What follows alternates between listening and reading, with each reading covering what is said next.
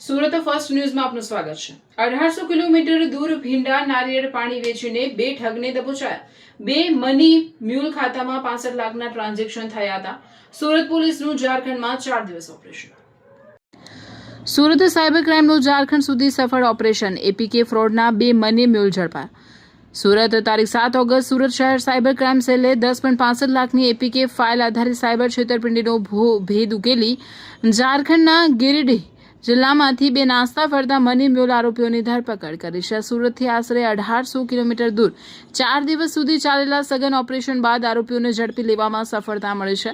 તપાસ દરમિયાન આરોપીઓના બેંક ખાતાઓમાં 65 લાખથી વધુના શંકાસ્પદ નાણાકીય વ્યવહારો સામે આવ્યા છે।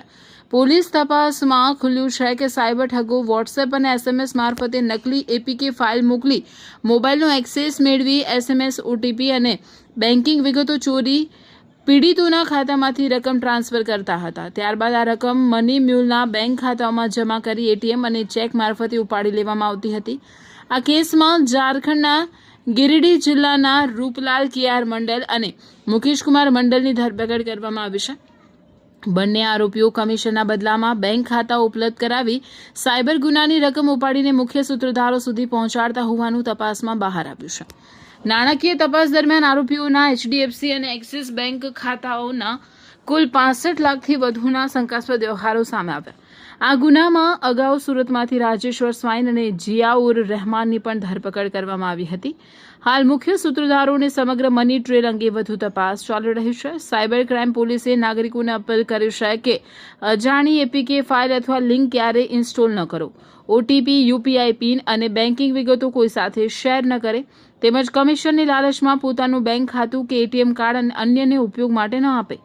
સાયબર છેતરપિંડીનો ભોગ બનતા જ તાત્કાલિક 1930 હેલ્પલાઇન પર સંપર્ક કરવા અથવા cybercrime.gov.in પર ફરિયાદ નોંધાવવા અપીલ કરવામાં આવે છે।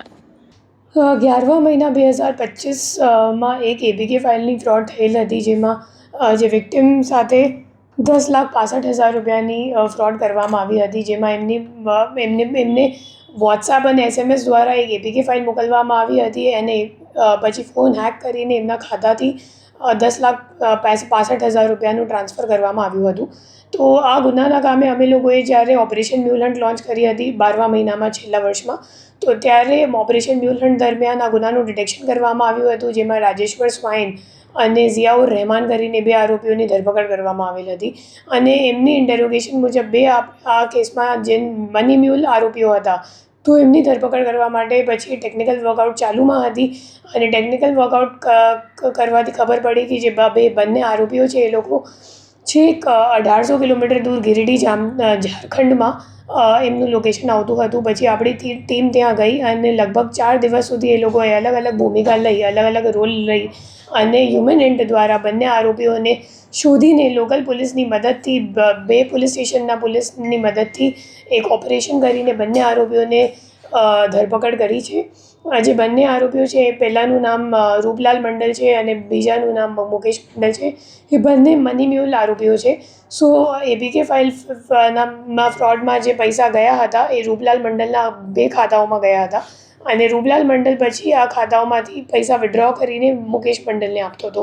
તો એ બંને આરોપીઓને ધરપકડ કરવામાં અમે લોકોને ઘણી સફળતા મળી છે અને એના પાછળ ટીમની ઘણી બધી હાર્ડવર્ક છે।